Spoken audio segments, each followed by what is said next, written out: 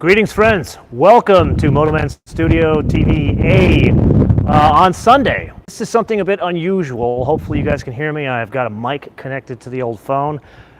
Basically, this is a test. We're trying out a couple of new things. Number one, a new mic for the old iPhone to be able to do live streams. Number two, a new grip to test out this system here, because in the past when I've done live streams, you guys have complained that it's too shaky, it looks like this, and you get dizzy and crap like that. So I decided to invest into a newer handle for the old iPhone to be able to share this with you.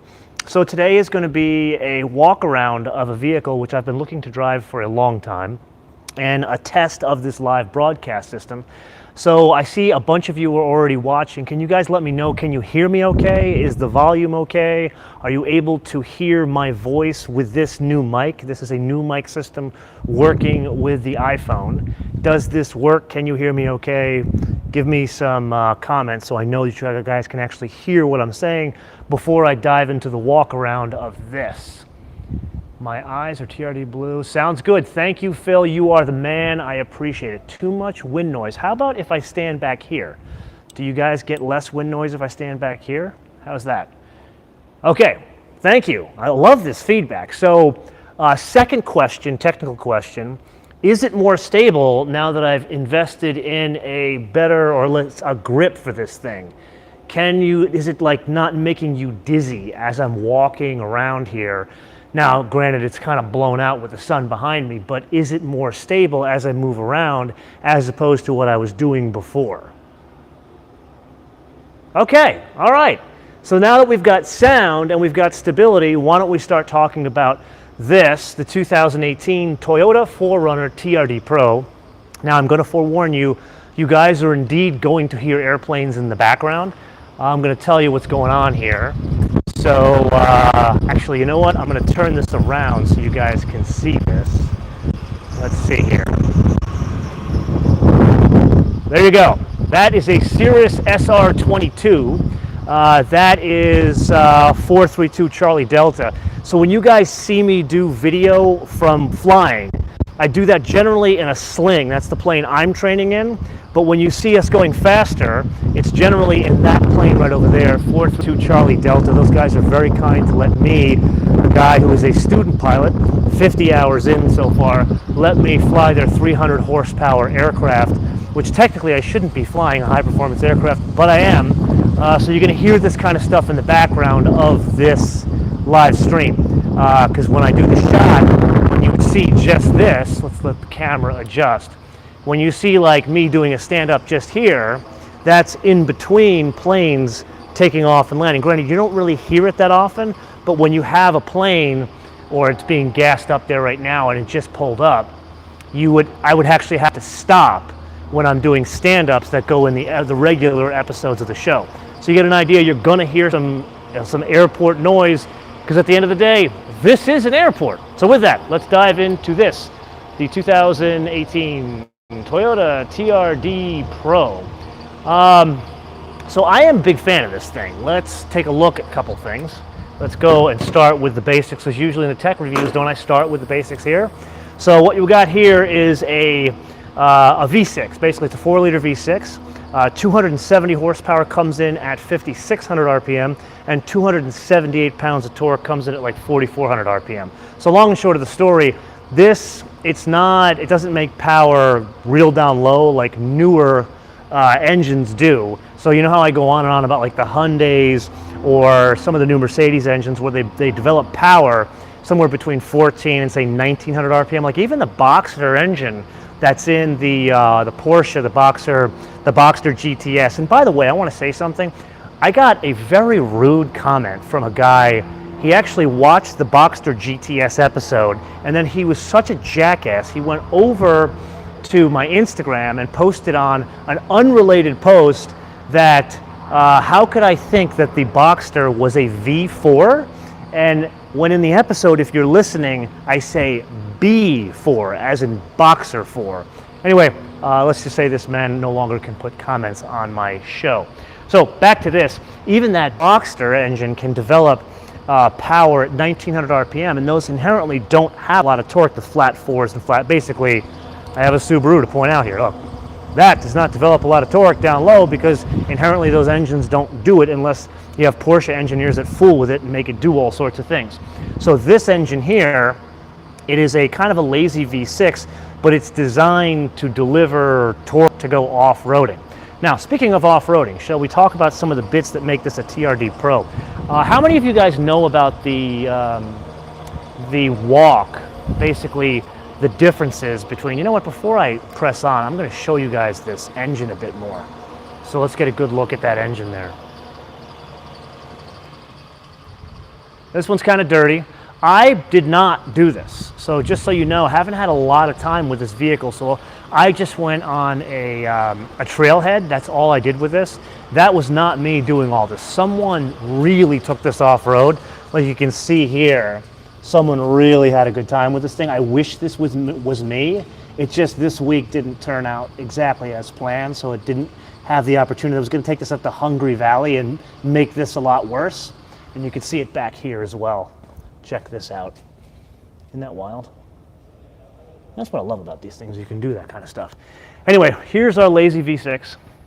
And again, for those of you just joining us, this is a Toyota TRD Pro. So it's not the TRD off-road, it's a TRD Pro. So it's one step up. And this one's 270 horsepower, comes in at 5,600 RPM, and 278 pounds of torque, comes in at 4,400 RPM. Okay, so now that we see the engine, let's talk about what makes it a TRD Pro.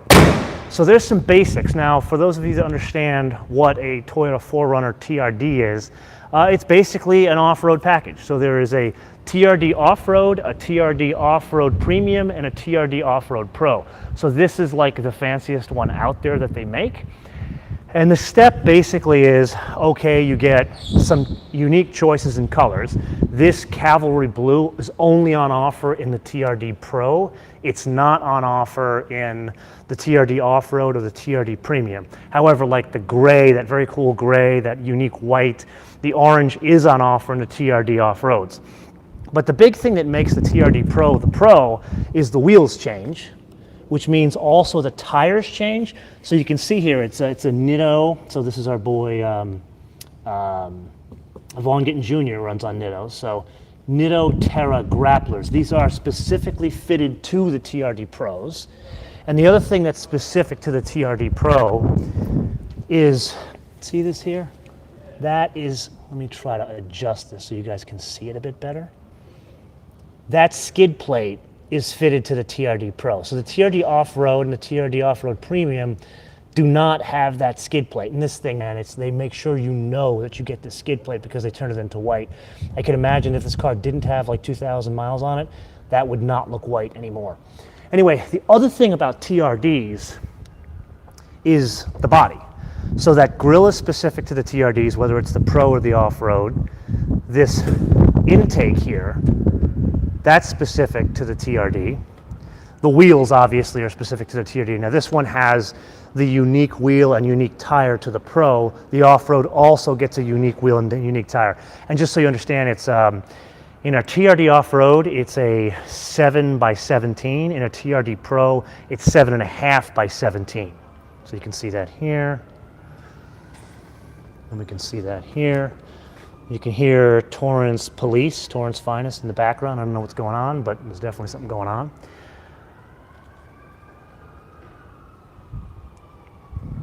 I gotta tell you, I actually like the look of this thing. I put a picture of this up on Instagram. Some of you may be here because I put that thing up on Instagram. And there was a guy saying he just doesn't like this front grille. I actually like the look of it. My brother, he's got not a TRD, he's got a 4Runner Limited. So he's got the fancy version of this. So basically it's got the leather interior, which this has as well. This has got a leather interior, you can see. There you go, there's my marathon jacket. But you can see the leather interior in this one here. His has a leather interior, it's just his is a bit fancier. And his also has a sunroof. This is not fitted with a sunroof.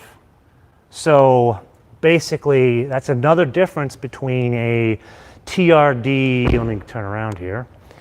That's another difference between a TRD Off-Road and a TRD Pro.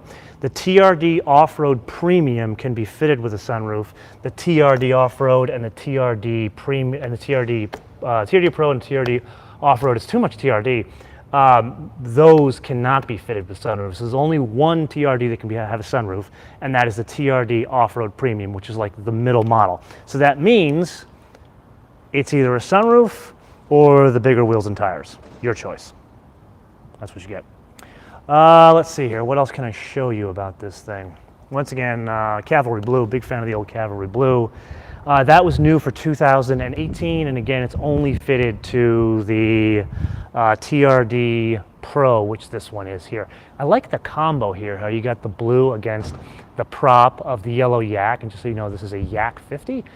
It's a Russian single-seat trainer. That is a Nanchang, which is a CJ6, so it's the two-seat, and that is a Chinese-built trainer. Anyway, it looks better, this Cavalry Blue, against the yellow prop and the yellow nose of this plane. Forget the... Hey, at some point we're going to get into the planes. So true story, that's actually, I don't know, who actually put up that question? That was a good question. Who was that actually just said, hey, Pilot Man, which I kind of like the name.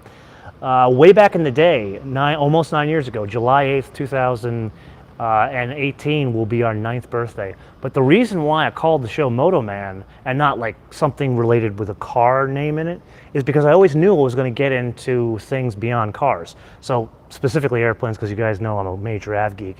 But I also wanted to get into motorcycles. Never got around to getting to motorcycles. I'd like to do it. I've had motorcycle licenses. I put myself through university actually selling motorcycles at a Honda motorcycle store. So I've got a soft spot in my heart for motorcycles, but a softer spot in my heart for airplanes. Anyway, so I'm going to start featuring airplanes on the show, so belt in for that. Hopefully you like airplanes, because you're going to start getting some more airplanes. There's no doubt about that. Anyway, why don't we go into the inside of the car so I can show you some of the details on the inside. Let's get back to the car here. I'm going to switch the camera again.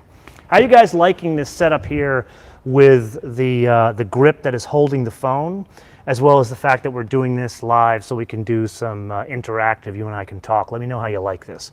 If you're watching this after the live, put it in the comments below. If you guys with me now, let me know how you like this stuff, and maybe we should do it more.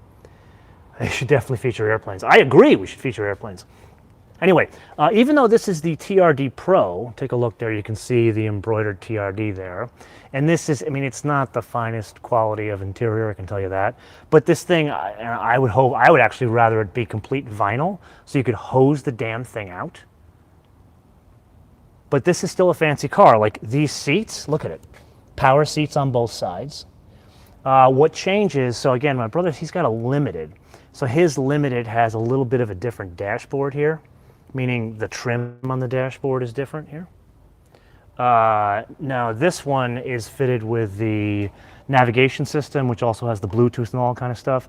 It does not, unlike the Avalon we drove, the Corolla, and that Lexus ES, it is not fitted with Apple CarPlay yet. I don't think it's going to get Apple CarPlay in this generation. This one is fitted with heated seats. It's got an electric window back here. See that there? And then tons of storage in here. Check this out. Actually, you can see my wallet there. How do you like them apples? My Chevy China wallet. That was a gift from the folks at Chevy China when we came and gave them a tour of the museum. That was like 5 or 6 years ago. Anyway, it's got one USB port here, which is basically just power but nothing else. And obviously it'll do audio too. And then this one's got the embroidered mats here, TRD Pro. And then the back seat, let's take a look there.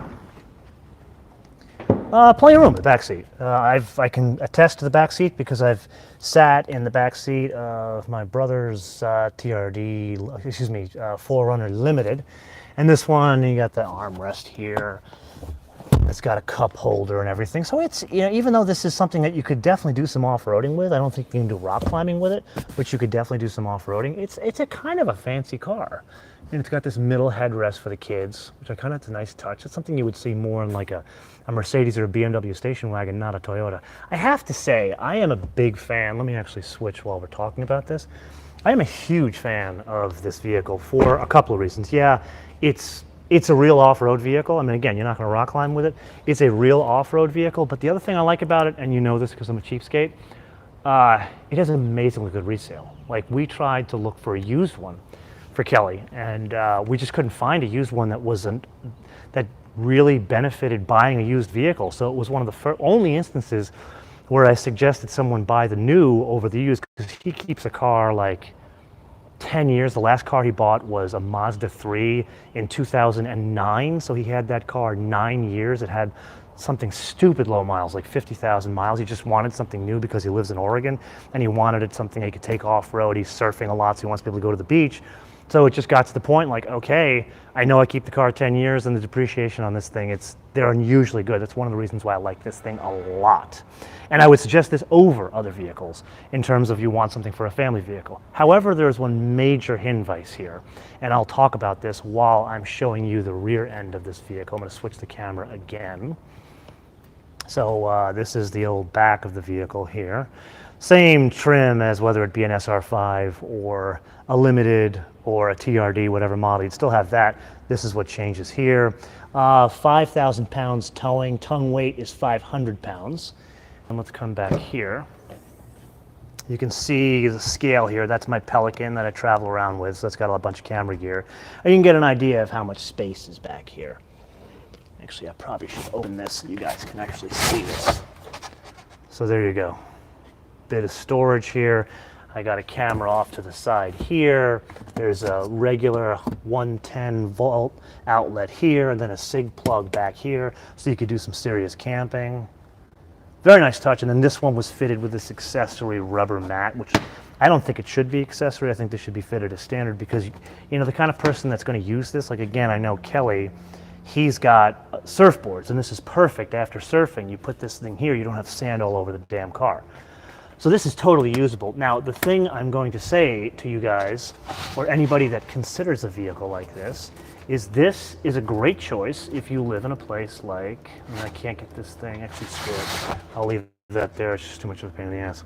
This is a great choice if you live in a place like Oregon, like Kelly does. But if you're someone who lives in a place like Southern California and your wife doesn't like rough riding cars, that is not the choice for you, because what it is, it's a truck. I don't even call it an SUV because it rides so rough. Now me, I'm kind of a freak. I mean, you can kind of see what I like. I like old British cars. This is something that you need to have a tough set of intestines to drive around in this thing, because it is a rough riding car. It bounces. It drives closer to a Wrangler than it does a Toyota RAV4. If you're thinking that this is a replacement to a regular crossover or an SUV, not at all the choice. This would be a horrible, horrible choice. So if you're trying to convince your wife that she wants a crossover or she wants an SUV, and this is going to be a wife's car or somebody who doesn't really understand cars, do not suggest this. This is something that is for someone who understands. It is a truck. It's built off a truck chassis. Like even the suspension system. Let's take a look here. I didn't show you guys this. Inside, you can see you got double wishbones in here. Now this one you can definitely tell it's been set up for more off-road from Toyota. This one's fitted with a stabilizer bar as standard, both in the front and the back. Let me see if I can get that stabilizer bar in there. I don't think I can see it, but you can see the Bilstein in there. That's some serious suspension underneath this thing. So like Bilstein is not the usual OEM choice because they're very expensive dampers to put in a vehicle, but it's fitted as standard in the TRD Pro. Anyway, there's a stabilizer bar in the front, in addition to it being double wishbones. In the back, there's a stabilizer bar as well as a 4-link coil. But because of this rear suspension, I'm really pushing the limit here of what I can show you. But you can see, man, that's actually, let me go the other way so you guys can see this a bit better. Really experimenting with you guys today. See that? That is what you call serious old school. Got it? This is the reason why you would not replace a crossover with this, because that is an old school non-independent rear suspension, which means it drives a certain way on road, but also that makes it more robust off-road. Look at the shocks on this thing. That's awesome. When I got this thing about a week ago, I started crawling underneath it, and I just fell in love with it. I think it's prettier underneath here than it is on top. And look, you can see another reason why this is good at what it does, but also not specifically a replacement to a crossover is, you see that? That's a frame. That means this is not the usual unibody construction of a crossover, which is based on a car, which means it's stronger in situations where you're going to have some sort of torsional rigidity stress of a vehicle. So that means when you're taking this thing off-road and it wants to stretch your vehicle into 2 pieces or twist it into 2 pieces, this is the reason why this thing is stronger. You can see the brace here. I mean, look at this thing. This is hardcore. I really like this thing. Anyway, joking around here. We got a visitor over there. He's a pilot. He showed me the LA flight rules. This is Mr. Chevy. You can see him on Instagram. What is it? The Real Slim Chevy? The Real Slim Chevy. The Real Slim Chevy, and he drives that A3 over there. Anyway, he's hanging around because he wants to drive this thing. We're still talking, but we'll come back to you and you can drive it. Anyway, let's go back to here. Up here, let's check out roof rack. No sunroof, as we talked about. There you go. Okay, so that's kind of everything. Let me turn around here. You guys have any questions on this thing? I've covered the suspension, I've covered the engine. I think I completely geeked out about the suspension underneath as well as the way the thing is constructed, because you know I like geeking out about construction, and you've been very lucky that we have not had an airplane come down this alleyway, so we haven't been interrupted. Let's see here. Is this the cheapest Toyota vehicle made in Japan and sold in the US? No, it's not. And you guys should know the answer to this question. I think the cheapest Toyota vehicle that's made in Japan is now the Corolla hatchback. If you remember, actually, matter of fact, I will try to recreate the moment. In the Toyota Corolla episode, I pulled a chair over here and I asked you, would it make a difference for you to buy the Toyota Corolla because it's made in Japan, or that just doesn't mean anything to you? Anyway, the answer to your question is this is not the cheapest one. That is a $45,000 truck. That thing ain't cheap at all. And it actually is pretty cool. Granted, for the money, try to find one used that is significantly cheaper, and I don't think you will. But it is not the cheapest one that's on offer that's made in Japan. Next question. Any other questions while we're here? Yeah, yikes, 45 grand. Let me see if I can show you guys the sticker. Hold on a second. I'll let you guys look inside while I'm looking for the sticker. It's somewhere here. Let's see what we got. Yeah, it is definitely more off-road capable than your LR4. No doubt about that. This is the real deal, man. The reason why these things sell is because it is the real deal. They don't really need to change this vehicle all too much because it's the real thing. It's engineered. Remember how I talk about in episodes so many times, a car is not engineered to a price. Remember old Mercedes? Matter of fact, I'll show you one right now. Here we go. Let me turn this around. You see that Mercedes there? That is a Pagoda, and that is engineered to a standard, meaning it was over-engineered back in the day. Look at this thing. It's super simple, but look at how the metal is put together. To form that fender, that is an incredible machine that would do that. But then look at the interior. Look at the way the fit and finish is, the way that fit is of that carpet up to the Naugahyde and the chrome. Or look at the way the door jamb goes into the roof in this thing. They don't make cars like this anymore, people. This is what's called engineered to a standard, not a price. I would argue the closest thing to engineered to a standard today is that 4Runner, and that's the reason why Toyota doesn't change it and why it still sells in record numbers, because what else are you going to buy? I don't think the Xterra is really competitive with that thing anymore because of size. And then the Nissan Armada, I would argue the Nissan Armada is definitely competitive to that thing. But the problem with the Nissan Armada is it's more than that. It starts out about 45 grand. That's the starting price. But most of the ones you see on the road are in the 50s, so it's a solid 10 grand more than that. And it's a bigger vehicle than that. So it's not going to go as many places as that vehicle will. Now, I will tell you, if it were me and I had a family today, one of my short list would be the Nissan Armada, which you could also call the Patrol. And I love it because it's got that great V8, it's got plenty of torque, I love the way it drives. But it is, I mean, it's not cheap, but I'm also going to call it a bargain because it's 95% as good as the Infiniti, and it's probably 20 grand cheaper. Anyway, I was getting this thing out for a reason, to share some details with you. So this one only has 3 options. It has the roof rack crossbars, which is $185, with a $42,875 base price. They're charging you $185 for crossbars. Throw me a bone here and give me that. Come on now, I'll pay the extra $185, just bury it into the price. That all-weather floor liners, that cargo tray, that is a $290 option, $249 option, and the cargo cover, which I couldn't get closed, was $155. And that's it. Destination is about $1,000, which brings this to $44,459. So just a shade under 45, as I said. And then everything else is standard. They say that the MPG is anywhere between 17 and 20. I can tell you I've been doing somewhere between 15 and 16. So with that, any other questions on this vehicle? Any other questions? Because I want, Kumo is at home. Good, very good question. Kumo, he's still, did you guys see, you might have seen him walking around in some of the episodes. I put him in the Mercedes episode, as well as some others. When he was walking on the road, you could see he's kind of favoring one paw because he's having a hard time recovering from not 1 but 2 injuries. But he is, man, he's getting up to speed, so I'm not putting him in as many episodes. When he starts to feel better, because he's kind of grumpy right now, I will put him in more episodes. He definitely misses you guys, and he likes coming into the episodes. Any other questions on the Toyota TRD Pro? Any news of a redesigned Land Cruiser? You know, I just posed that question last week to the Lexus folks, obviously the LX570. And I didn't get an answer, and I just kind of got crickets.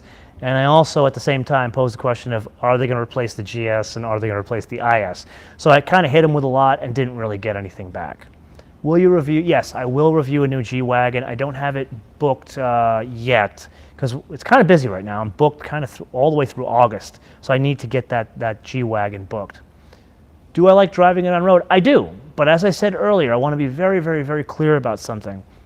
I like driving it on road, but you're talking to a guy who's broken. I am a broken car guy that prefers driving a Lotus. I mean, I take a Lotus to Costco, and like the AMG GTC that I hear, I took that to Costco. So my practicality, the idea of practicality is different.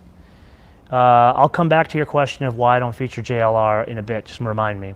My idea of practicality is different, and I want to make sure you guys understand that for the use of that vehicle, before someone writes a check for $45,000, you need to understand it's a truck. That's why I spend so much time geeking out underneath it, so you can see body-on-frame construction, live axle, even though it's 4-link coils and it's got this, you know, these huge Bilstein dampers in there. It still drives like a truck. That I don't even call that thing a sport utility vehicle. I call it a truck because it drives like a truck. One person asked, I like that. Not broken, true car guy. You know what? I'm going to steal that material because I like it a lot. One person asked, why don't we feature JLR on the show? The answer is, why don't we feature, or really the question should be, why don't we feature JLR or Audi or some other car manufacturers on the show? And the reality is, and I've shared this with you in the past, this is a business. Yeah, we do something really cool. And look, I mean, this is, I tell jokes and I play with cars for a living. That's not a bad gig at all. But at the end of the day, it's still a business. So what happens is you need to be able to put episodes out, and they need to be able to cover their production and hopefully put a couple of bucks in your pocket to pay for groceries, to pay for Kumo when he damages his leg, and that kind of stuff. And what that means is you do have to have timely access to cars. And sometimes car manufacturers, they just choose not to, for whatever reason, they don't want to include certain people in launches or early access to their cars when they get in the fleets. And sadly, Audi and Jaguar Land Rover have been in that bucket. And, you know, I got to respect their decision. And whatever, if they don't respect what I do, that's fine.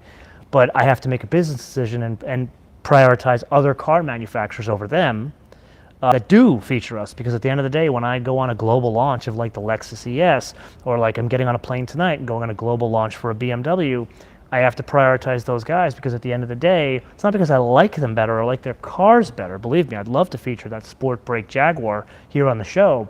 It's because I know when I go and I shoot 3 episodes of the Lexus ES, I know I'm going to get a return on my investment by putting 3 days of investment, as opposed to taking a Jaguar from the fleet that's 6 months old, I'm not going to get any really any positive reinforcement, any positive return on my investment, because there's a cost to shoot and edit these episodes, and it doesn't matter when I shoot it, it's still the same cost. Now there are times I make exceptions, as you've seen, where I'll put a car on camera simply because I want to drive it, even though I get late access to it, like that E63 wagon. I got very late access to that car, but if you saw my face, I was smitten. I was in love with that car. Same with the Focus RS. Don't really feature Fords on the show, but I wanted to drive the Ford Focus RS. Anyway, next question. Will you review the 2018 VW Golf R? Absolutely. Would you get this or the Jeep Grand Cherokee? Again, you're talking to a guy's priorities are a little odd. I would do this over the Grand Cherokee. I like this, but then most likely if it were my money, actually, if you were asking me what check I would write, I would buy a used Nissan Armada. That's what I would, meaning the patrol version of the Armada. That's what I would get. Anyway, next question.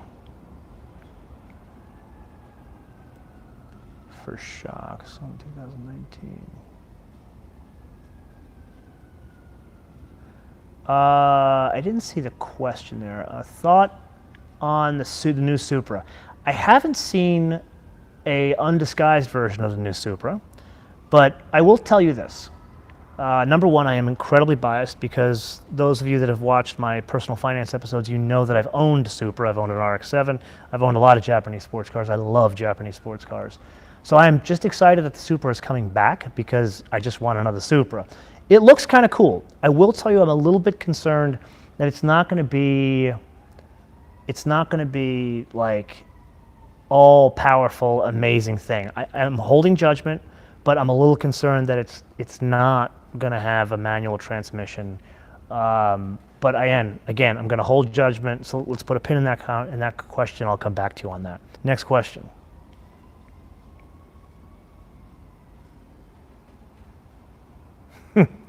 I hope you can afford a Supra. We all hope we can afford a Supra. Something tells me it's not going to be cheap. I mean, if I'm literally taking a stab in the dark here, I'm thinking it's going to be something like in the high 40s to the 60s. That's my guess. Yes, I've seen that the new Z4 is auto only, and I think someone at Toyota, they decided that they were going to go. I saw an announcement. It wasn't official, but it was like a rumor thing that they're going to go all automatic in the Supra. I don't know, but let's put a pin in that conversation, come back to it until we get some more facts. You can imagine I'm really, really excited to drive the new Supra. For that matter, I also love RX-7s and I also love Z32s. One of these days, I think I'm going to get myself a Z32. I think the time is right to get a Z32 because they're cheap. They're still really cheap. They're not crazy. Like, obviously, you know, R32, R34s, I think the boat is passed on those. Those are a lot of money, and there's a lot of other cars I would buy for the same money. Like for an R34, for what they cost now, I'd probably buy the nicest 928 I could get, rather than get an R34, because I think A, the 928 is a more timeless design, and B, I think there's a bigger trajectory of value in 928s over R32s and R34s. Any other questions? Because we're going to tie up here pretty soon. Any other questions you guys have? In our new little format here. Do you have any suggestions for a sporty car around $10,000 to $14,000 that I can daily? Oh God, there's a lot of cars you can get for $10,000 to $14,000. Well, the obvious would be a Miata. The second obvious would be any derivation of the 86, whether it's the Subaru or the Toyota. I'm kind of biased to Toyota, so I would go with a Toyota. 10 to 14 grand, what else would be out there? Oh, you can't go wrong with the used GTI. You know what? I look at obviously I keep an eye on views and what's doing well on the show, and you'd be shocked. My Golf GTI episode and Golf R episodes, they're continually just have all this traffic on it. And so a lot of times I forget how great that vehicle is and how much I like it. And every time I get behind the wheel of one of those things, I'm reminded of this is probably the best value out there, because you think about 25 grand, 24 grand for the most basic one.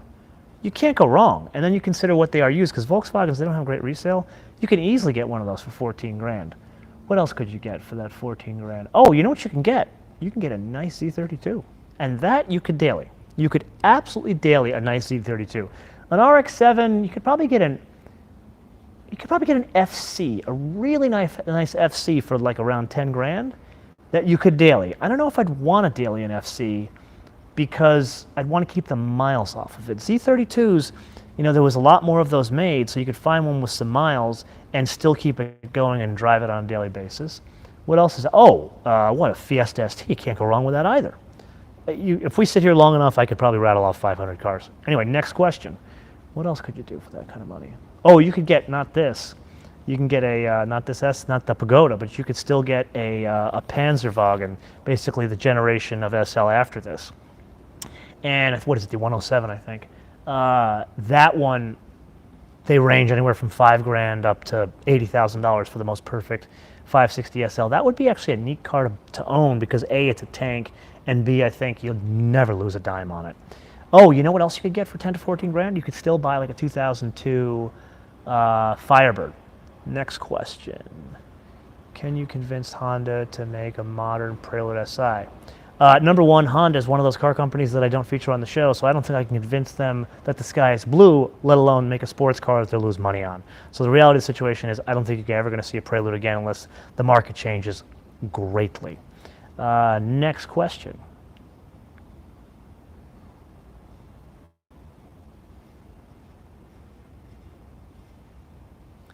SUV. I didn't see that last part. HB or hatchback? Are you asking SUV or hatchback? Which one? Is that the question? Do I like the Titan? I like it for what it is. Yeah, I actually do. But I'll be honest with you, I wouldn't buy a pickup truck. I'm not a huge pickup truck fan. Like, I've driven a number of derivations of Titans. I think the diesel is very cool. It's way more than most people need, especially because it's kind of like a tweener. It's between a 1500 and a 2500. Super stiff ride.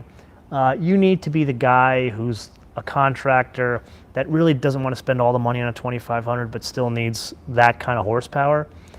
I think most people could do like a 4Runner, but if you need a pickup truck, I would probably buy a used Ford. I hate to say it, I'm a GM guy, but I would probably buy a used Ford. What is your dream plane to fly and own? Well, I can tell you right now, I'm going to stand up and show you this. Dream plane to fly and dream plane to own are two different things. The dream plane to fly is probably something like an L-39 or some other ridiculous jet that is used for trainers. But the plane that I want to own and will own at one day is one of these, a Nanchang CJ6.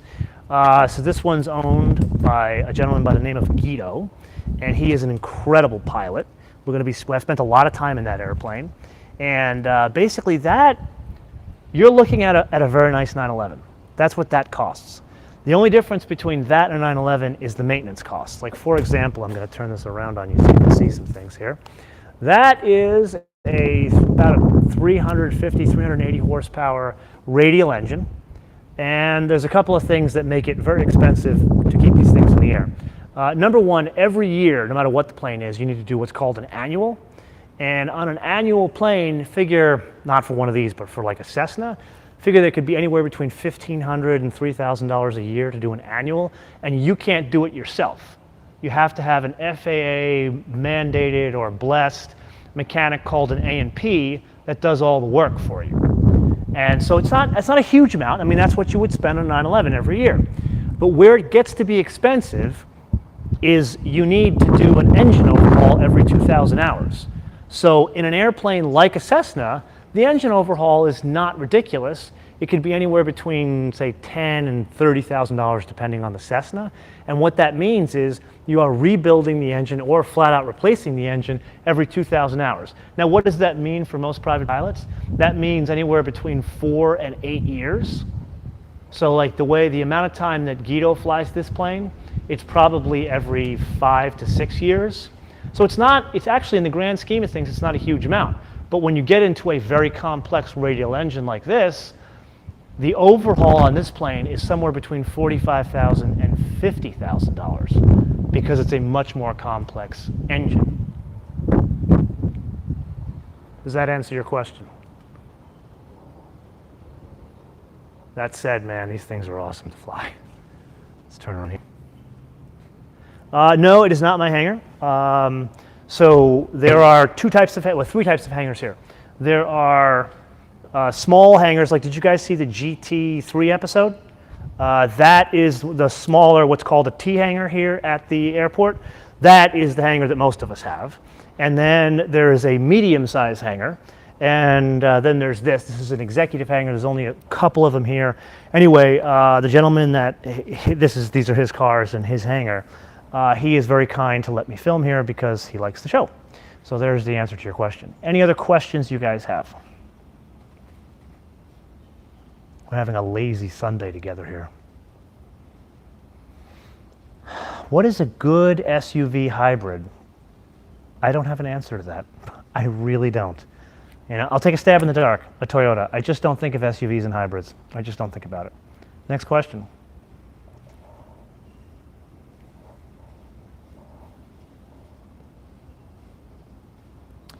Well, that's a really good question, SH. How often do I plan to do these live shows? You know what? I'm going to pose that question. I'm going to turn it around to you guys because today I wanted to do three things. Number one, I wanted to test the new mic to see if that worked okay. Number two, I wanted to see if this new handle for the phone actually made it a pleasant experience for you guys. Is it still too choppy moving around? Can you actually watch this without being dizzy? And then number three, I just wanted to experiment with the Toyota because here's a car that I get excited about, and I brought this car out of the fleet because I wanted to drive it more so than I wanted to film it, but I still wanted to share it with you guys. So do me a favor, for those of you that are watching live now or the people who watch this in the playback, please answer these three questions. Number one, how is the sound with this new mic? Number two, let me know if this new gimbal for the phone, which is the camera, does it do its job of being stable? And then number three, how often would you want to see a live stream like this? Let me know in the comments below or via our social media, MotoManTV all one word, MotoManTV all one word, Facebook, Twitter, and Instagram. Cameras look okay, but it does move around more than you. Oh, really? Okay. I will definitely see these comments in live. So any questions before I sign off here, any questions you guys have for me about, let me see if I can make this less bouncy for you rather than me holding this thing so that's balanced on my leg here. Okay. Do the monthly, that's interesting. 4 out of 5 for the mic. Okay, you guys have been good. I like the technical prowess you guys have here. Any questions you have about the Toyota, any questions about the show, any questions about cars we featured recently on the show, because we featured a lot. I featured a lot of cool cars this season. There's been very few Hyundais, like basic blah cars, and that's been by design. Which motorcycle would you review first? Honda Rebel, Yamaha 250, Harley Davidson Ultra. That's a tough call, man, because I was a motorcycle guy. Which one would I review first?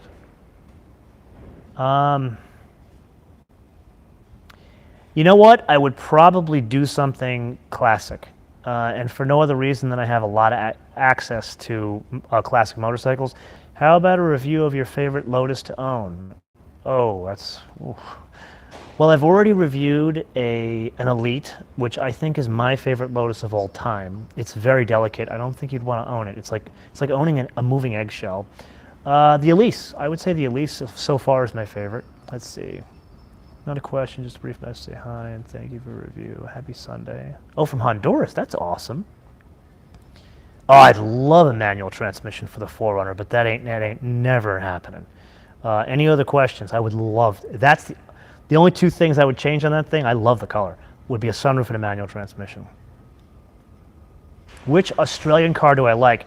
Well, that's a simple question. I actually have a very simple answer. I don't know how long you guys have been watching the show, but I had a soft spot in my heart for the Pontiac G8 GXP with a manual transmission. We did feature it on the show. It was the first car ever we turned a camera on. Love, love, love that car. I probably will own one day. Next question. Got a Bonanza coming in for a landing right now on 29 left.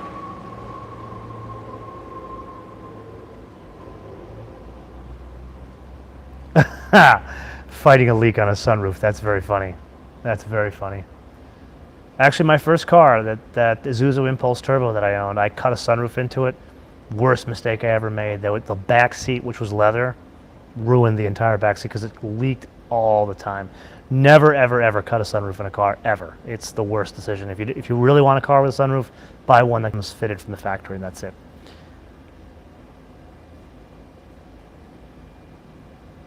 Okay. Jack, thank you for the input. Who owns the cars in the hangar? Well, that's Guido. The guy who owns the airplanes also owns the cars. He is awesome, super cool guy. Interesting story with this guy. And he's originally from the Netherlands. Came over here to do an MBA at USC and decided to stay and turned his, I believe it was his master's thesis into a real life business, and obviously turned out quite successful for him. How long is the flight to Catalina? 20 minutes. Well, you guys can say thank you to Guido. Put it in the comments. Say, hey, thank you, Guido. That would be cool, Turbo 4 in the Tacoma. I don't know if I'd want a Turbo 4 in that. If I'm doing like, one of the guys who has these Nanshangs, he's got a Tacoma TRD as well. And I think you'd want the torque of the V6. Oh, well, thank you from the Northeastern Australian Club. That is all. I got to get down there. I have wanted to shoot an episode down in Australia so many times. I've actually got a ton of relatives down there. You guys, for those of you who don't know, I'm Greek. And when everybody left Greece in 1923, they went to one of three countries. They went to the UK, they went to US, or Australia. At some point, I am going to go for my multi-engine. So right now, I'm working on, obviously, my single-engine Land, which is a PPL. And then what I'm probably going to do is get retractable gear, because one of the planes I'm looking at right now is a retractable gear plane. And then I'll probably add high performance, and then I'll go to multi-engine. The guy who owns that that Cirrus I showed you, he also owns a 340, which is multi-engine. There are more Greeks in... That's actually a good point. I didn't bring that up. Any other questions here? Because I'm going to be tying up here soon. Happy Sunday from Amsterdam. All right. Do you work at an airport? I do. Well, if you this is an airport, and I do work here because this is our studio. So yes, I guess I work at an airport. I love Miami. I love coming to visit. Don't never want to live in Florida, but I love Miami. My grandmother lives in north of Miami. Okay. Any other questions, gentlemen? Well, hopefully there's ladies here, because I have 5.9% female viewership. Any other questions? Cars, recent cars on the show, or perhaps programming coming up? While I'm waiting for a question, I will tell you what you have coming up. Number one, on Wednesday, we're going to end our 3 Lexus ES episode arc, and that is the ES300H. That comes on Wednesday. I've got some great surprises in that episode for you. You're not going to believe what happened. And then after that, you're going to get this BMW X4 tech review. I believe there's an embargo on it till July. So you're going to get the tech review, and you're not going to get the drive. What color socks? I mean, what color socks am I wearing? Anyway, you're not going to get the first drive review until July, so I'm going to separate those two for you. You're going to have X4 tech review and then X4 first drive review in July. And then I've got a great car control clinic with Kendall. He and I did some car control stuff up in Colorado. I can't wait for you guys to see that episode. Super fun. Let's see. What other car reviewers do you like to watch on YouTube? That's an interesting question. Because I kind of bounce around. You guys know I'm friends with Kyle. I really respect what Kyle does.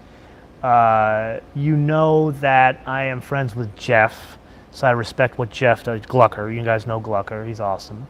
You guys obviously know that I'm friends with Matt because I'm on his podcast a lot, so I always respect what Matt does. Who else?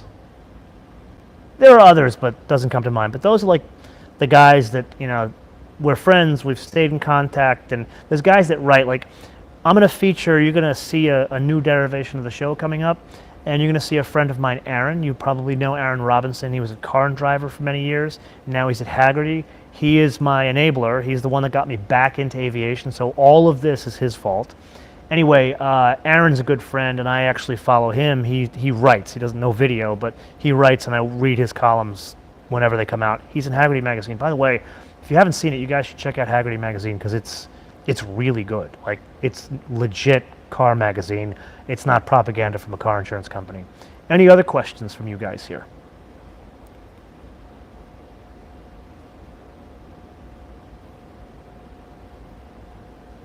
I would love to see a MX-5 with more power. I would love it. But it's one of those cars, Genesis G70 launch. You know what? That's interesting. The Genesis G70 launch, I think, is like next month. And I gotta be honest with you, I don't know if I'm going. So I'll have to put a pin in that conversation. We'll have to come back to that. I would love to see a Miata with more power, but I gotta be honest with you. Put aside Dave Coleman, you know how much I love Dave Coleman. The Miata is just like an Elise. I don't think it needs more power. I really don't. Like, if you put 260 horsepower in an Exige, it's fun, but if I were to put you in the Exige and let you live with an Exige for a week, and then I would put you into, say, 190 horsepower Elise, I promise you that 99% of you would choose the Elise all day long, because that engine with that wheel size is perfectly matched to that car. And I think the Miata is the same way. I don't think it needs a hell of a lot more power. Maybe a little bit more, but it doesn't need to be more than 200 horsepower. Any other questions? Oh, you're an NA guy. I love the NA. Can't go wrong. Can't go wrong with the NA at all. I love it. I gotta be honest with you, I don't think I'd own a Miata though, because for the money I'd probably buy a used Elise. And that's just, but again, you know, look at who you're talking to. I'm completely biased. Any other questions? I gotta say, I like this relaxed Sunday kind of thing. Hanging out, chilling at the hangar with you. We should get a beer, sit down. You guys should come around, and you can see this little living room we've got here. Can I review the new Touareg? Touareg's not going to be sold here. This is the little living room we have here in the hangar. So we can all hang around, make it a Sunday thing. You guys get beers, I'll get a couple of beers, and we'll sit and we'll just chat in the hangar. That'll be like a new thing.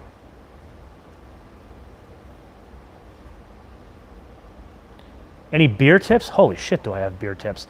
Well, right now, actually, you want to see some beer tips? I'll give you some beer tips. You want to see some beer? I'm going to show you some beer. Here we go.